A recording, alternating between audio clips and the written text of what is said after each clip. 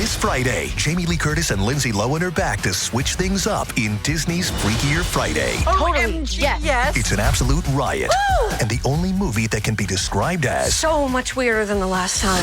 What last time? it's the frequel You ready? we've been waiting for. That absolutely slays. What deeply out of touch old person came up with that? You did. Wow. Don't miss the comedy event of the summer for all ages. Disney's Freakier Friday in theaters this Friday. Get tickets now. Rated PG. Parental guidance suggested. It's Wednesday, Addams. I see you're trying to distract yourself from your own banal thoughts. Let me help. Here's a recording thing made of my latest root canal.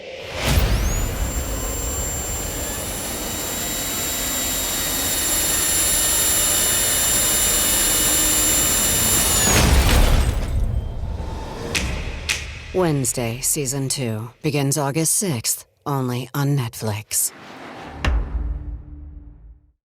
This message is sponsored by Greenlight.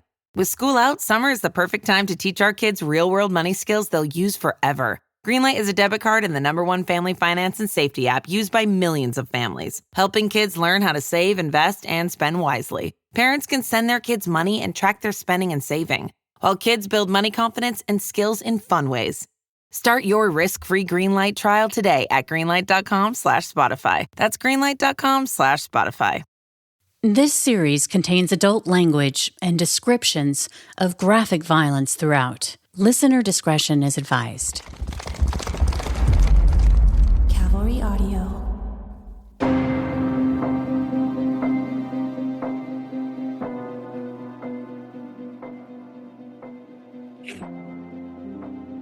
Three, two, one. Hello and welcome back, Murder Chronicles Nation, to our bonus content. My name's Brandon. I produce the show. I'm here as always with the great Carolyn Osorio. Hello, Carolyn. Hello, Brandon. I just love it that you're calling me great every time. I love it. I am deja vuing like crazy, and it's because I fucked up and erased the first shot at this episode yesterday. So you guys are in for a treat because we're going to seem like we know what we're doing today because we've already done it once. Can't make any promises. In fact, you're going to miss out on a huge outtake of Milli Vanilli, which you really didn't need to know anything about. Oh, that hurts me. It hurts. It cuts me so deep that I erased that gold. We just so you know, it was two Gen Xers reminiscing about the glory that was Milli Vanilli in the late 80s. And if you don't know what we're talking about, check it out. And if you do know what we're talking about, do yourself a favor and revisit some Milli Vanilli tunes. Yeah, and how Brandon sold his soul to Milli Vanilli so he could be on a bus trying to game girls, and he had no game. But it worked. But you know what? He talked all about it. It was so glory days. It's like glory days. Thankfully, I had Milli Vanilli to I was listening to it as I was listening to you talk about. It takes me back. It takes me back. There's this, I have some cousins in New England that are, their musical tastes throughout my life have been very, very specific. Right? Like when I was a kid, it was Elvis and nothing but Elvis. Like that's it. Okay. And then these are kids that are your peers? Yeah, my peers and their mom. Their mom was the driver of the musical taste in the family. Okay. So what the mom loved, the kids ate up, right? So it was Elvis for a really, really long time.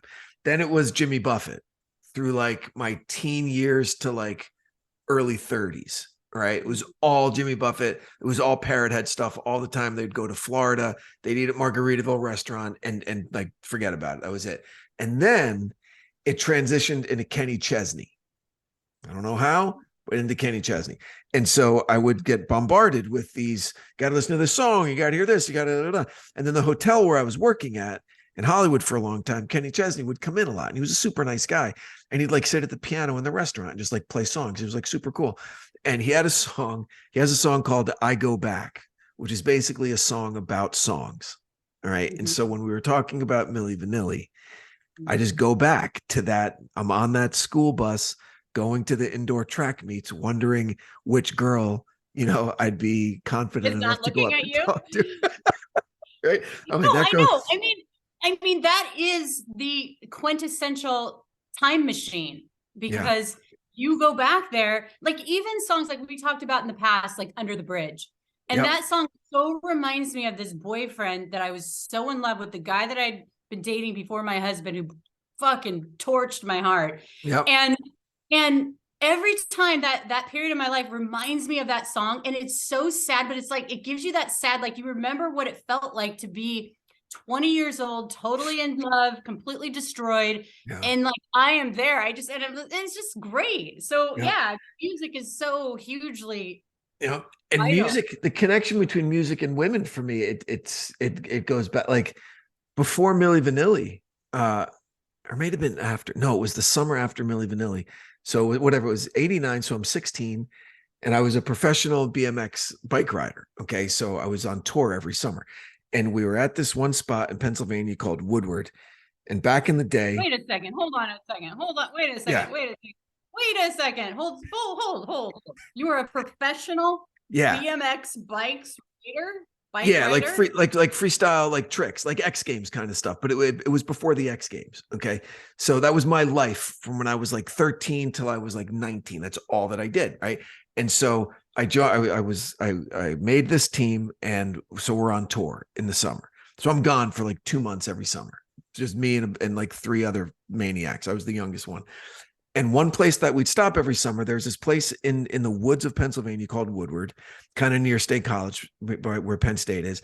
And for a long time, it was only like the premier gymnastics camp, like in the United States. Like you go from Woodward and then you join the Olympic team kind of thing, right? But then they also... Everybody's going to get it. You're going to hook up with the gymnast, right? Okay, so for whatever reason, they branched out into action sports in the mid to late 80s. And so it became the premier destination for BMX riders. They had BMX tracks there. They had huge ramps and skate parks and half pipes. And so every touring team that was out there would stop in for like a week and be guest instructors. Okay. So I'm there as this guest instructor and I'm 16. And I'm just like, I'm a hormone monster at 16. And you're surrounded by all of these teenage gymnasts who are just these goddesses, just like running around. Right. And I meet this girl and everybody's around and I am just gaga, like just trying to keep my shit together, talking to this girl. She was like a year or 2 older than me. Right. Oh my God. And we're like at the cantina and we're kind of like hanging around and I'm doing all my bullshit, like trying to be cool. Right. And she leaves her Walkman on the table, a cassette Walkman. Like a yellow one. Yeah, exactly. A yellow, like waterproof one. And she like runs inside to like get a granola bar or something. And so the only game I could think of was I open it up real quick to see what she was listening to so I could pretend I liked them also. And it was The Cure, right? She was listening to The Cure, Disintegration, all right? And so she gets back and I play it cool. I'm like, what are you listening to? She goes, The Cure. I'm like, oh my God. I go, Disintegration. She goes, oh my God, yes. And that started the whole thing. Hey, I got one question. Did you make her a mixtape? I made her mixtapes. We were friends for a long time. I took her to my senior prom when she was a freshman at Ohio State. We stayed friends. Yeah. And she's in LA now and we're like Facebook buddies and stuff. And we've stayed friends for like 30 years. But again, that music connection was it. And so when I hear anything off Disintegration, I'm instantly brought back to that summer and being head over heels for this gymnast from Ohio, and and I'm there like instantly. Like there's a million Springsteen songs that do that too. It's ironic that she moved to LA too. She's from Ohio and you guys were back east at the time, right? Yeah, she became an actor. Yeah, she became an actor and she wanted to go to UCLA because of the gymnastics program there. And I think she had an injury and then, everyone was telling her, oh my gosh, you're beautiful and you should do it. And she was really smart and from a great family and became an actor and had moderate levels of success. And I think she's what do you call someone who makes wine? A vintner, Yeah, she makes wine. She makes wine. Yeah, she makes wine now. Yeah. So anyway, all about music. All about music. So I think that wasn't as fun as Milli Vanilli, but it was I enjoyed that trip down memory lane. Yeah. Mm-hmm. Yeah. Go listen to Milli Vanilli. So girl, it's true. That and Blame It on the Rain. Blame it on the rain. You see how the melody's very similar? Girl, you know it's The lip syncing too. yeah. Oh yeah, they had to make it They easy had for that these one. guys. They had that one move. Yeah, that was great. It was enough. That move was enough. I'll tell you what. Do you know where they were from? The Caribbean? No, they're from Germany. They were German. How weird is that? You wouldn't tell. Right. I knew that they were from somewhere. Yeah, that's German right. dudes. But were they really from Germany? No, I think their heritage. Bio says. No, I think their heritage was Caribbean, but they they were German, not like born in Germany. Yeah, of Caribbean parents, I think. But so, all right, so let's get back to this episode that we talked about yesterday. We should know this episode backwards and forwards now. Living in Los Angeles, hear about the Nightstalker, right? Like it. Yeah. You 100% listen about the hear about the Nightstalker. But what I appreciated a bit more about this episode was getting to know the detective a little bit more and getting to know his story. And like I told you, of all of the sad stuff that you've and tragic stuff that you've written about and spoken about in the podcast, this was the first time that I actually cried because I didn't have my emotional barriers up to keep me separated from the murder victims. Okay. I was gearing up for that for later in the episode. And then, so it got me, right? Like it surprised me when he saw the man that put him on the straight and narrow and showed him the badge. No, I'm not a perp. I'm a good guy. Here, I did it. That was great. Well done. We'll be back after a quick break. This episode is brought to you by LifeLock. When you visit the doctor, you probably hand over your insurance, your ID, and contact details. It's just one of the many places that has your personal info. And if any of them accidentally expose it, you could be at risk for identity theft. LifeLock monitors millions of data points a second. If you become a victim, they'll fix it, guaranteed, or your money back. Save up to 40% your first year at lifelock.com/podcast. Terms apply. Dealing with hidradenitis suppurativa, HS, is tough. But you're not alone. Before I started Cosentyx, I looked at the website and saw it had many years of clinical research. That made me feel confident. Cosentyx secukinumab is prescribed for adults with moderate to severe hidradenitis suppurativa, HS. Don't use if allergic to Cosentyx. Get checked for TB before starting. Increased risk of infections and lowered ability to fight them may occur, like TB or other serious bacterial, fungal, or viral infections. Some were fatal. Tell your doctor if you have an infection or symptoms like fevers, sweats, chills, muscle aches, or cough, had a vaccine or plan to, or if IBD symptoms develop or worsen. Serious allergic reactions and severe eczema-like skin reactions may occur. Learn more at 1-844-COSENTYX or Cosentyx.com. Don't wait. Ask your dermatologist about Cosentyx. I mean, it's such a great story, and it's so, I think, pertinent to this case about somebody having mentors, being fortunate enough to have a mentor in your life. Like, I know for me personally, I didn't have a lot of mentors growing up. We moved around a lot, and I could have really used one, but I was such an avid reader. And I found my mentors in books. You know, I'd read biographies. I mean, it's weird. You know, Eleanor Roosevelt, FDR, like people who had to overcome lots of struggles and many, many, many more. Those are just two. But and I feel like there, you know, that story of struggle and then resiliency and overcoming is one that never gets old. And I think that it's unfortunate that you know, the Nightstalker, Richard Ramirez, it sounds like he didn't have any of that. And that's not to condone what he did, but as, you know, Detective Gil Carrillo said, you know, he understands it. And I think that that's true. Right. Even if not condoning, he understands it. And to your point, not only did Ramirez not have that, he had the antithesis of that. Absolutely. Yeah. The antithesis. If his cousin would have been, who was 11 years older and would have been a force for good instead of evil, who knows what could have happened? He might have still, you know, did the same thing. But boy, it's interesting you bring up the cousin.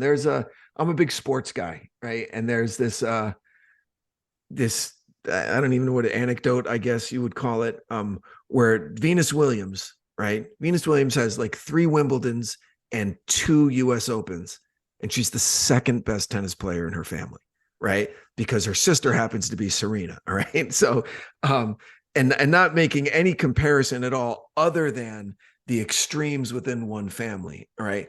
Richard Ramirez is the fucking Nightstalker, and he's the second most psychopathic murdering fucker in his family after his cousin, all right? Right.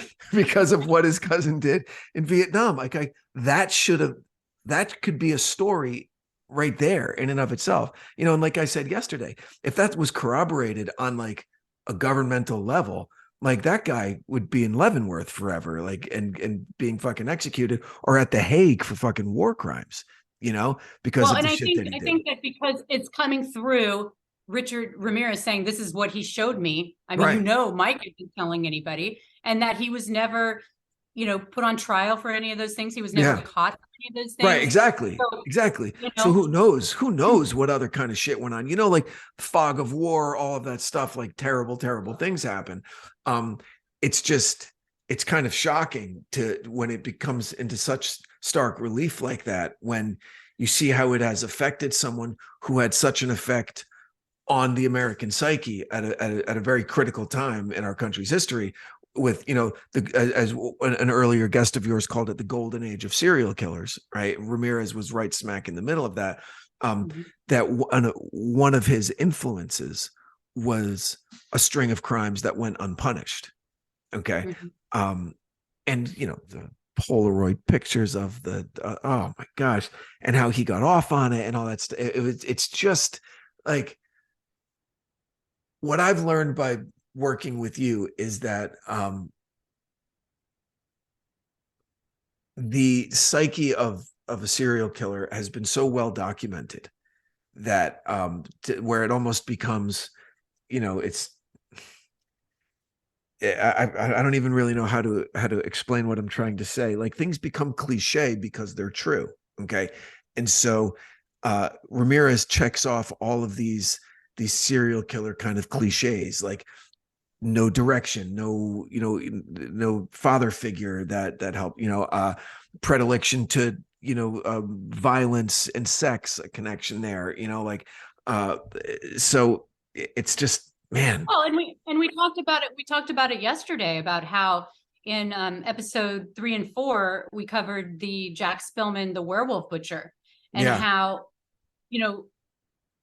thank God that guy was caught, because he was definitely with these sexualized burglaries, and he's cut from the same cloth as Ramirez. Absolutely. And he had a similar childhood in terms of not a stable father figure. In fact, abusive stepfathers. I mean, just the whole thing. It's very parallel. Their stories run parallel. Yeah. And in that case, if you haven't listened to it, it's episode 3 and 4, and we did a deep dive on that.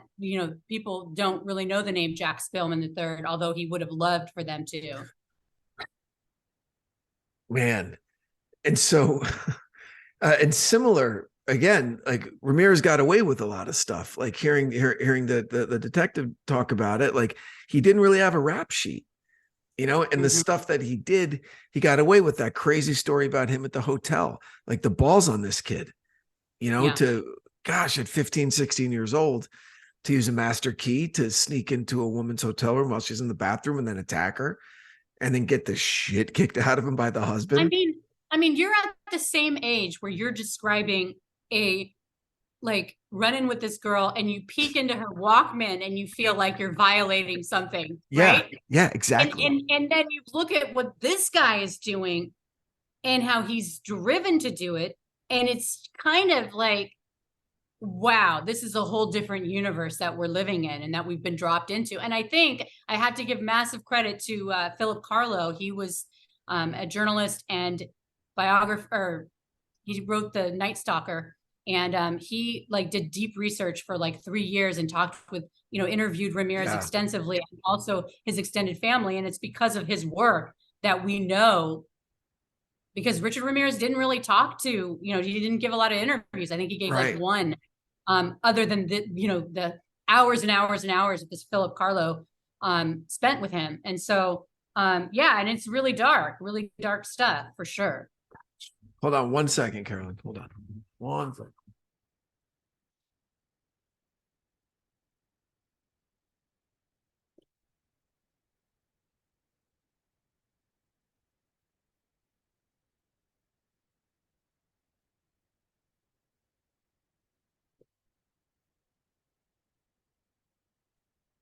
All right, I'm back.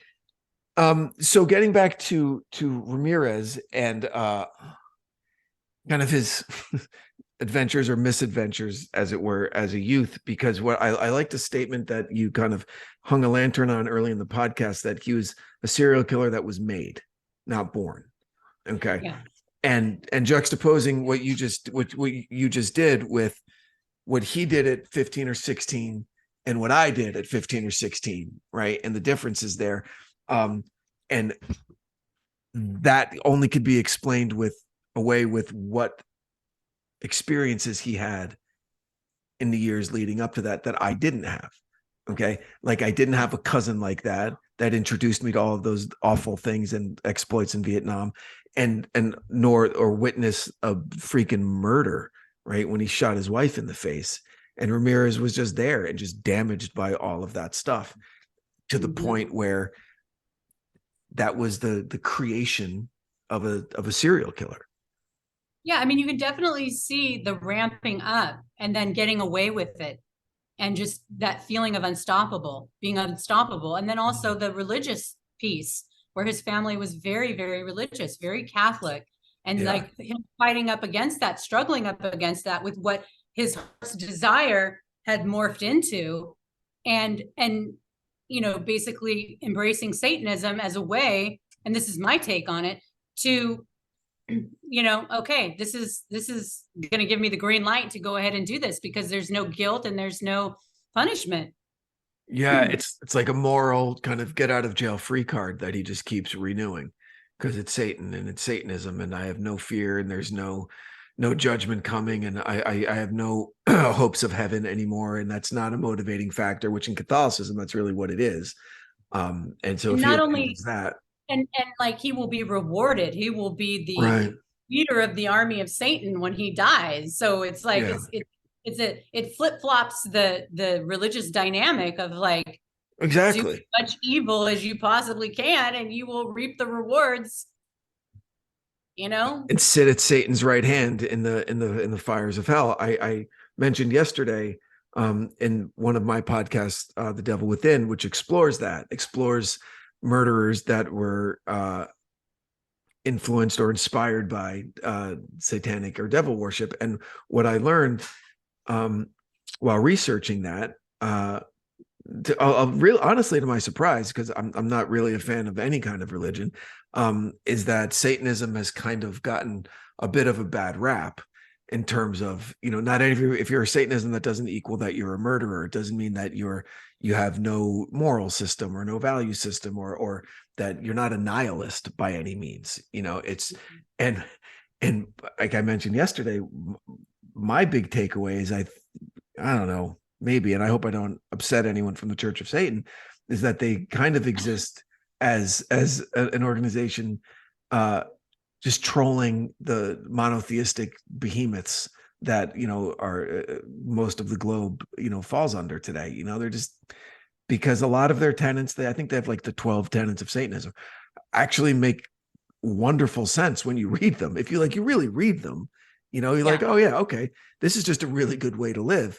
And it seems like they love doing things like, if a southern state is going to put up a monument to the 10 Commandments in front of the courthouse, they petition the Supreme Court for a statue of Baphomet to be there as well, like right next to it. I mean, it comes down to human beings, and we can basically use anything to justify the things that we do, the horrible things that we do, and this is just another example of that.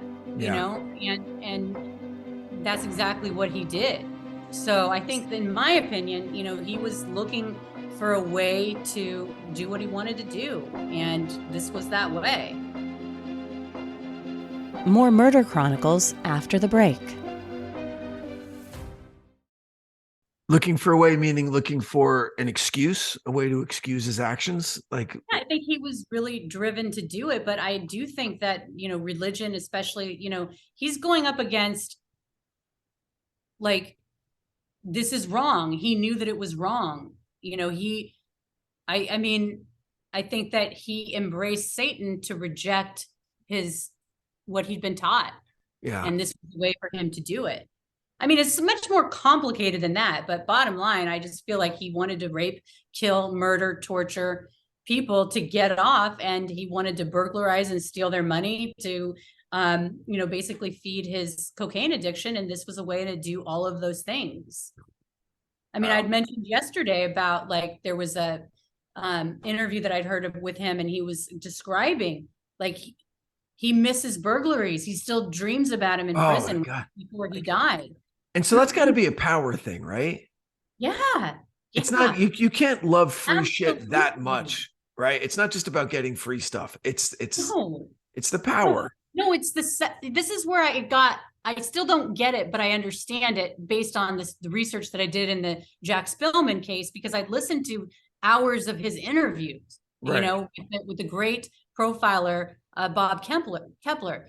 And he basically was able to key into it, where it's like somehow he had sexualized these burglaries, where when he's breaking into someone's house, he's feeling so powerful when they're vulnerable and sleeping.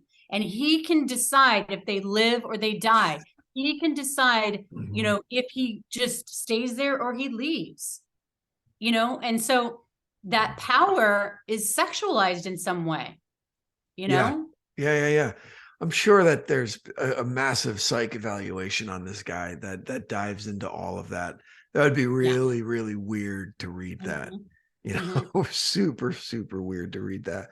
But I really enjoyed the cinematic nature that you opened the show with setting that scene, and you really kind of the flourishing kind of language that you were using, the tension that was built there. That was powerful and scary, and the woman's tied up and she finds the shotgun and it's Clay, right. And that he flies into a rage. It was just, man. Well, sometimes I feel like, especially in doing the Shadow Girls on the Green River Killer, 49 murders plus. And that was one of the challenges, is like making those victims real and breathing life into them. Yeah. Especially when there's so many, and you don't want to make it all about the killer, because really it's about the victims, and that's what it should be. It should be. And when we were doing that together, you kept bringing me back, like, Carolyn, remember the victims. And I was so grateful that you were doing that, because it's so like, you want to go to the killer because it's like, oh my gosh, he did this, he did this, he did this. And so in that opening, I felt like Richard Ramirez killed so many people that they get lost in his heinous deeds. Yeah. And so that, to me, I thought, this would be a way to really show people what this one couple went through. And there's so many others that went through that. How many victims for Ramirez? I think for sure it's 14, but they think it could be more. I think it's either 14 to 19. Because there were some that he was, like, for example, the little 9-year-old girl, like, her case was solved well after, in 2009. Right. And it matched through DNA, but it never went to trial. They closed the case. I mean, his DNA was there. Yeah. And they believe that he did it based on his. Yeah, that's the June of '84, which is well before this cluster of. Right. It's well before. Like the spring of '85. Yeah, because that gets to the whole piece of, like, different jurisdictions not talking to other, but I mean, he was like, the thing about him, and we'll get into this more in part 2, is that he didn't fit the mold. I left the teaser cut with Detective Carrillo basically saying, like, I saw it. I had the eyes to see it, that this was one person, and all these other profilers were like, oh, no, you didn't. This is not one person. This is many people, because of the range of victims. Right. You have children, you have men, you have women. I mean, so he really wasn't in that profile of what we imagine serial killers, they have a type that, you know, like Ted Bundy had the, you know, the long brown hair with the part in the middle, and sorority girl or whatever. Yeah, and they normally stay within their ethnic group, and you know, is what I've read about serial killers and stuff. And so for him to have the range that he had, and Detective Carrillo, he was proud of that. He's like, no one had done it before, and he doesn't think anyone's done it since. Like, had the conviction that he had of being right, and about, you know, Ramirez being the guy, and it not being, you know, it being one person, you know. And so I mean, if I was him, I would hang my hat on that too. I mean, sure. it was amazing, especially in the mid 80s. And this is before, you know, serial killer really is even in the common vernacular like it is today. Yeah. So for him to make that connection, I think is just really outstanding. I agree. I totally agree. So this is a two-parter. Yep. And so where do we go in part 2? Give us a little preview. So part 2, we're going to get into the basically the killing spree that lasted like from what, 4 or 5 months? Yeah, until the summertime. Yeah. And then the trial, you know, his capture and the trial, and just kind of what happened after. So rate him, if you will, among American serial killers. Where would you put Ramirez? Among the biggies, like if there's a mount, and I hate doing this, but again, I'm a sports guy. Like in sports, it's like, you know, who's the Mount Rushmore of the New York Yankees? Like, who are the top 4, right? Like, who are the Mount Rushmore of like quarterbacks? So who are the Mount Rushmore of U.S. serial killers? Based on I know the question that you're asking, and I get it completely, but I mean, I feel like I don't want to say he's in a class of his own, but I think that, given his, you know, so many times when we look at serial killers or just killers, it's like, why did they do that? And for me, the big takeaway is that you look at his childhood, and again, it doesn't condone it, but it's like what this kid went through, and it's like, it's just beyond the pale, you know. And is it a surprise that society kind of, it's tragic, you know? And these people, to be murdered in that way in the middle of the night, the Nightstalker with his teeth, and like, what a nightmare. Oh my gosh, to wake up to that. All right, what if I said Ridgway, Ramirez, Bundy, and Gacy as the Mount Rushmore of U.S. serial killers? You know, for me, like Gacy, for whatever reason, I can't watch that guy. I can't. Dahmer. Jeffrey Dahmer. I have a hard time with Dahmer too. Like, I mean, Dahmer is just like, there so many chances to catch him, and they didn't. And that poor little boy running out of his unit and bring him back. I mean, it's just it's. Yeah, I know. It's crazy. It's crazy, but you've kind of ignited a very macabre fascination in me with working on this show. And like, okay, way to blame it on me. Okay. 100% blame it. We have a trauma bond together where I 100% blame it on you. Here's the thing. Listen to this. And this is a true story. This was last night. Okay, wait. I gotta just interject here very quickly. Yes. Folks, listen to The Devil Within 1 and The Devil Within Season 2. And I can tell you this right now, The Devil Within was before Branden and I even met. Mm-hmm. And in fact, it was what made me want to work with Branden, because the writing on it was superb. It was so amazing. So wow. His work actually drew me to him. So he's really full circle, baby. You're the starter of this. The Devil Within, available on Amazon Music, Wondery, or wherever you get your podcast. So listen, last night, after, you know, editing the show, and then realizing that I fucked up and deleted this original recording, I fell asleep on the couch. I wake up, it's like 3 a.m. Okay. And I'm like, oh, my back hurts because I'm 1,000 years old, and I'm trying to like figure out where the hell I am. And I got, and I've got your voice in my head that Ramirez, he would come through like an open window or an unlocked window or an unlocked door. And when we bought the house that I live in, one of the windows in my daughter's room, the previous owner said the window latch is broken, but it's under warranty. So you just got to just call. We never got to it, and I'm like, all right, well, my daughter's in her room, so I'll get it fixed. And so we got it fixed, but it doesn't always work. The latch it's a little like temperamental. And I was so like, I couldn't get it out of my head. I'm like, well, what if they're like, you know where you go in the middle of the night when you're alone? I'm like, what if there's a new guy that's out there killing motherfuckers coming in through open windows and he's already like 20 bodies deep and we just don't know about it yet, right? So you know what I wound up doing? Again, 3:30 in the morning, I'm out in the woodshed trying to find like a stick or a board to jam the window shut so it couldn't be opened. And I found something. It was crazy, but I couldn't fall asleep thinking that there's the possibility that someone could open the window to my kid's room. Yeah. Your fault. Well, I feel conflicted about both of those stories, but as a parent, I'm so sorry that I put you through that, because believe me, I get it, but part of me also enjoys it like hell that you were like so tortured.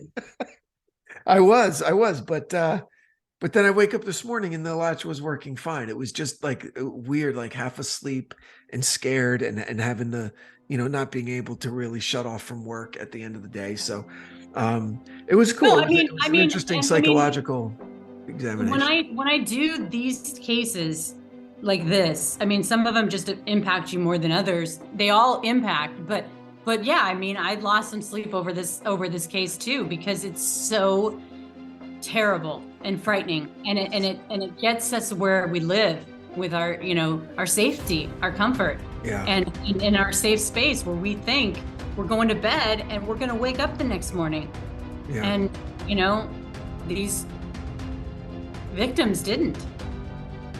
Wow. Yeah. All right. Well, listen.